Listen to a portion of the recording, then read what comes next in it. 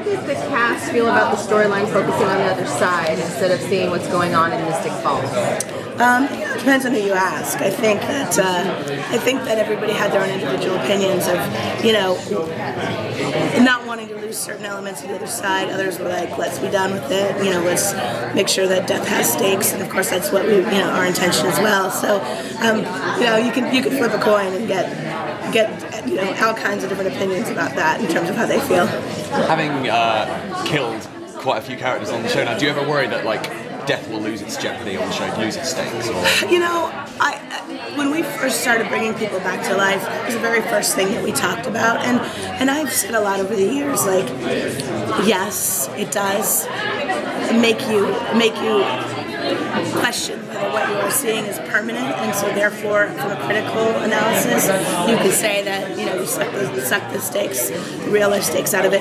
But as a fan, you know, when I watch shows and my favorite characters die, it's devastating. It's absolutely heartbreaking, and it kind of it takes something away from your enjoyment of the show for a little bit. Now, Game of Thrones is a show that you're like, I will never watch this again. I can't believe it. And then 2 episodes later, you're like, who? I don't even remember that person. So, you know, they managed to do it really well. I think we have, you know, a younger demographic. I personally, I love killing people, and I love to believe that it's permanent. But every now and then, you just miss somebody. You know, Alaric would be a perfect example.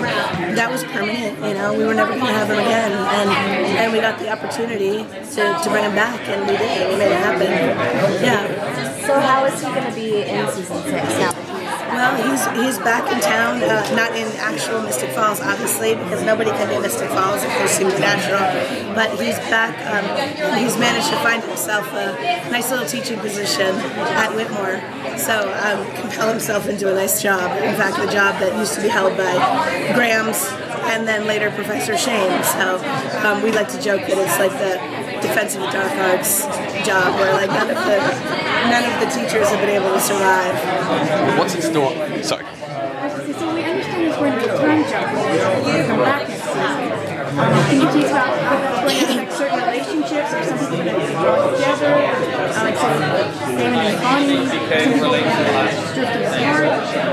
I think what's fun about doing a time jump is that you can, the first episode is all about revealing the small little nuggets of surprise of where everybody is and who they're with and how they feel about each other. And that, especially for us this year, our characters have all come off this very profound loss. It's profound and surprising and seemingly ultimately final loss. The other side is gone. It is kaput.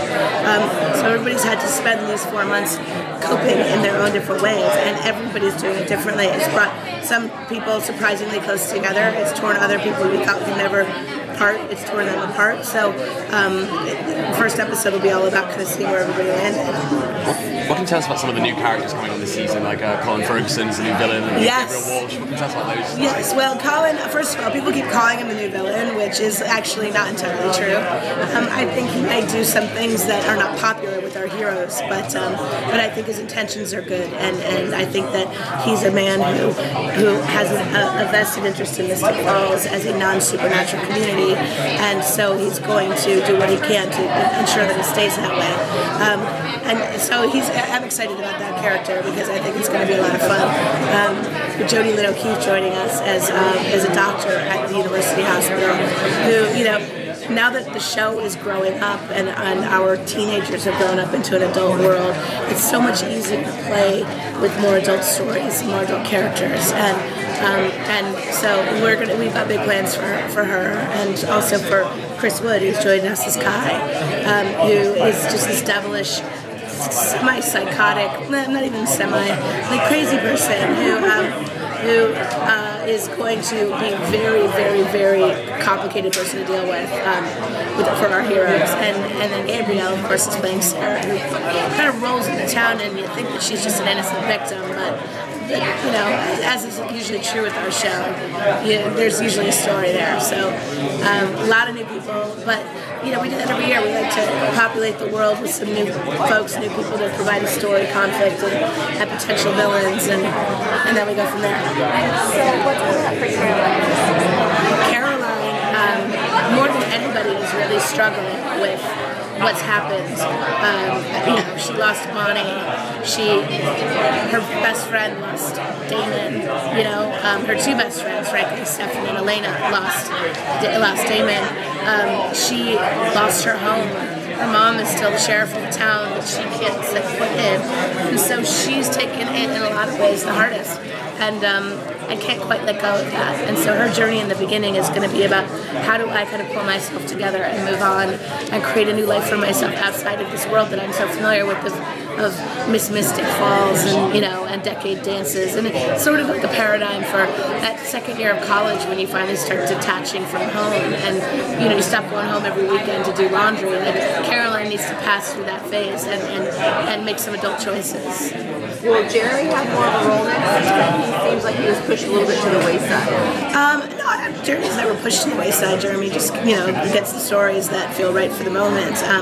He's obviously struggling tremendously. Bonnie broke up with him over the phone. You know, she told him she wasn't going to make it through the day, and he couldn't get there in time to say goodbye. I mean, I can't think of a worse way to be, you know, dumped by a girlfriend that then dies. You know, so we'll see hints of him kind of reverting back to that season 1 troubled kid. Not by no means like emo Jeremy, you know, because he's grown up past that, but he's acting out, and he's living in Mystic Falls, and as Elena says, you know, get your shit together, I'm going to come home and kick your ass, and he's like, well, you can't exactly do that now, can you? So her trying to be a sister and parent to Jeremy when she can't even physically put herself in the same space as him is going to be part of their complicated dynamic. Who thought of the idea of Jeremy and Bonnie breaking up that way? Because that was pretty sick and twisted. That was me, and you know, honestly, your admission of guilt. It was me, and it was because they'd had so many goodbyes already. You know, so many either near deaths or actual deaths, and they'd always been able to sort of have that. And I thought, how twisted, sorry, would it be to rob him of that this one final time, you know? Damon and Bonnie, what can you tell us about Damon and Bonnie? Where are they? God, if only I could tell you. No, but what's fun about Damon and Bonnie is that they are somewhere. They are together. It's a complicated scenario. It is someplace very different than, you know, than what we all might expect, and so they have to learn how to deal with each other, which with those two especially is never easy. But they're going to develop kind of an awesome, you know, camaraderie in spite of these very difficult circumstances that they're in, and it's fun. I think Kat and Ian are really looking forward to playing it, and we're looking forward to seeing how it plays out.